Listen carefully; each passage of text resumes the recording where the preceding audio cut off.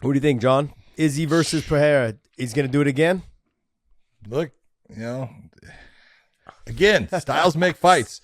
And you saw Israel in the first MMA match try to use wrestling at times. I think he's going to try to use that more. And I think Alex is going to be a little bit better at defending against it at times too. And I look at it and it's no matter what, Josh,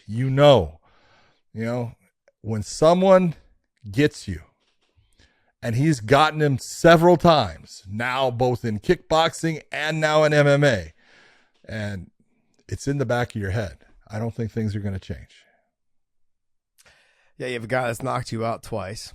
And you have a guy who did it in MMA where you've been the king for a while now, and he's got six MMA fights, and one of them is him knocking you out. I don't see how anything changes. And when you look at like how Leon beat Usman and then coming back with the confidence he had in this last fight, I look at the same thing. Now it's like, I know I can stop your takedowns. And if I don't stop it, I know I can get up because you're not sure. Maybe you'll get me down, but you're not great at holding me down. Yep. You're not a submission threat. And I train with Glover Teixeira, who is a fantastic submission guy. Maybe I see the benefits of being able to get up against him, the confidence it gives me to get up against somebody like him, those type of things. And plus, he is huge for the weight. Oh, dude, I don't know how he makes it. I don't know how he makes it either. And it's the one thing. The one thing that's the difference maker is very similar to John Jones when, he ended up facing guys that had at least comparable length and size to him. It changed what he was able to do. Same with Israel. He's fantastic at controlling the length and range of his opponent based upon how long he is. He doesn't have that against Pereira. And so it's a big difference, maker. Styles make fights. And in this one, especially based on everything in the past, I think that Israel should have not taken an immediate rematch. I think he should have taken a different fight, gotten himself back with a win, putting himself back into a little bit better position, see what happens with, Alex, and if someone beats him, and then go get your belt back and then play the game, and you've had more time to get yourself better at certain things. I'm not too sure that he took this fight thinking about, exactly what could occur, and the way that his mind is going to work, no matter what he says, it's sitting there festering. What happens if he loses? Well, actually, I shouldn't even go on the other side. What happens if he wins? We're just talking about positivity earlier. So let me just talk about positivity. But then do we see a third fight, which is like a sixth fight or something like that? Do we see a third fight? Yeah, that's my thing. I think it depends on, how that fight played out. If you would, and if he won it, if it went to like the fifth round and he ended up knocking Alex out, I think you do see a third fight right away. Wow. But well, this makes for a fun conversation. It does. And they definitely have. This is one of those rivalries that this has come over from. Is it a rivalry though? It's one-sided, John. Is it a rivalry? Well, yeah, it's a rivalry. It's one-sided. It's a rivalry based upon the fact that one guy keeps on taking titles from the other guy. If you're looking that's at my point. It's not a rivalry. It's yeah. It seemed like a dictatorship. Oh man, that's Gilbert Burns versus George Masvidal. Not a good fight for George Masvidal. I'm sorry, I don't think so. I don't think so either. I think, and it's a 3-round fight, so I think it makes it a little bit better for George. But it's still being a tough fight. I mean, the wrestling, the grappling, he cannot be on the ground long. No, but even the speed on the feet. Gilbert. In the first round and a half, Gilbert's gonna be fast with the hands, yes, man. He's got some speed. He's got got power together well. He gets hit though. He does get hit. Sure. But George Masvidal has to be the sniper. He has to be putting multiple shots on him, always making him pay as he comes in. Mm-hmm. Can he be that accurate? I don't know. I mean, and the other thing too is how much distractions does he have? How many distractions does he have now? He's got this huge event coming up with Roy Jones and Showtime Pettis and all. He's got a huge event coming up, I'm sure his mind is on that a little bit too, in terms of helping them get prepared for it. The money coming in, the money going out. I mean, I don't know how much he's invested of his own money, but this is a big deal. Yeah, it's a big deal. It's a lot of money. There's that plus his fight, his own fight that he's been worried about and training for. So I do know I saw a picture of him the other day training with Johnny Eblin. So Johnny's going to be giving him some prep and some other guys that were there as well. So it'll be interesting to see how he performs, see how well he does. Should be a good fight. I think it's going to be a good fight.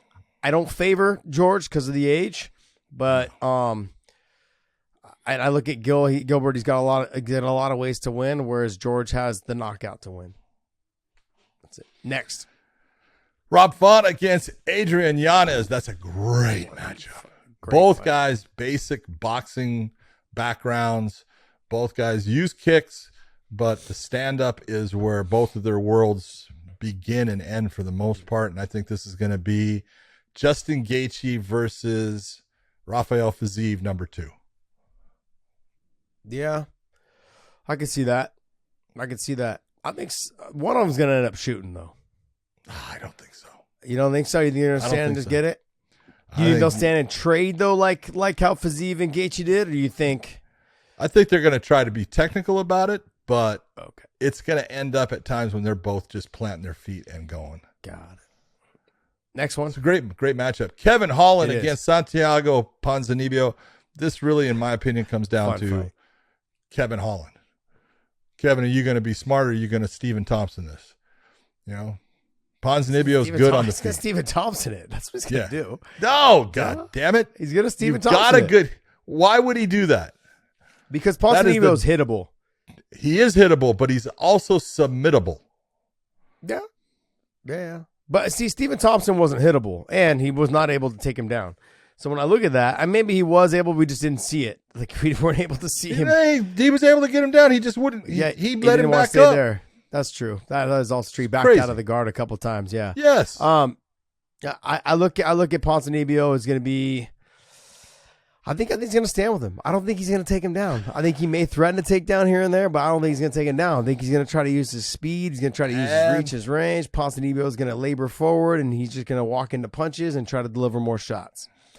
So it's going to be. I think they put this in the card for a fun fight. Yes, that's really what they did. They put it there for some action. And then you have the new UFC wonder child, Raul Rosas Jr. against Christian Rodriguez. They love this kid. Yes, they do. I don't want to say anything, man. You want to say fast track? I want to be positive for this young man. I don't want them to ruin him, man. Like they're fast tracking him. They're putting him in the big spotlight, which I think he deserves. But I would like to have seen him main event, some prelims first, or maybe put him into co-main events on the in the Apex or something like that. But let's not start fast tracking him on. This is a big card, and now you're opening the show.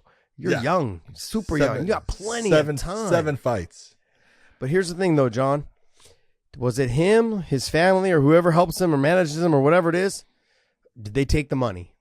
That's why this is potentially going on. And people, you guys should understand, if a promotion is paying you, like with Sean O'Malley, when he came off the Contenders, he said, no, I'm not fighting. He just took the fights that were given to him and like, hey, he kind of slow played it. Look, I'll take these easy fights and just make my money. And then as soon as he signed a big contract, okay, Peter Yan, I'm okay with that. He's getting paid. This guy, he's fighting. Sure, he's fighting guys he should beat. But now you're getting him on the big cards. You're getting this. Maybe this is a good way to fast track it. But he's also younger than Sean. And the real question is, I'm not saying that the first fight they gave him, opponent was perfect for him. This fight, Christian's a good fighter, but this is a very winnable fight. Where do you go from here? And you're making how much off of that Dana White contract? Yeah. I mean, unless he renegotiated it and he took more money, like he decided to do more money for harder fights. That could have been done. I doubt it. Not smart, man. Now, when he did this, when he signed on that contract, you know what that contract was. Yeah, I do know. I mean, but they could be changing a little bit and saying, hey, we can renegotiate right now for a little bit more money, and we'll give you a little bit more, a little bit harder fights to get you kind of fast track to the title. Now, management sometimes will do that because they're greedy fucks. And this young man, whether he believes that they have his best interest at heart or not, that's true. Depends. Now, I don't know if that's the situation, but I hope that he is really taking this slow. There is no rush. What is he, 18? I think he just turned 18, right? Dave, can you look him up? 19 now? He turned 18 in October. 18 in October. So he'll be 19 in October coming up. Man. And there is such a difference, and people don't get this, between 18 and 25. Mm-hmm. Huge difference. Yeah. It's tough, but we'll see. We'll see how the kid does. He's talented. He's very talented. I'm not going to take anything away from him. He's got to get better at the striking. He's got to get better at his striking. He's got to focus a lot on that. I wouldn't be taking any big time fights. There's a lot of guys with good ground games, Josh. I know. Yeah. And they're next level ground games. Yep. Especially when you get into that top 15. Yep. And what weight is he at? Oh, that's a bantamweight. 135. 135. He's 35. I wasn't sure if he was 35 or 45. Yeah, at 35, that's killers. That's murderer's row. That like we've said this repeatedly over and over, and we're going to continue to say it. This is the best weight class in the sport of MMA right now. Yep. Hands down across every promotion. This is the best weight class in the sport of MMA right now.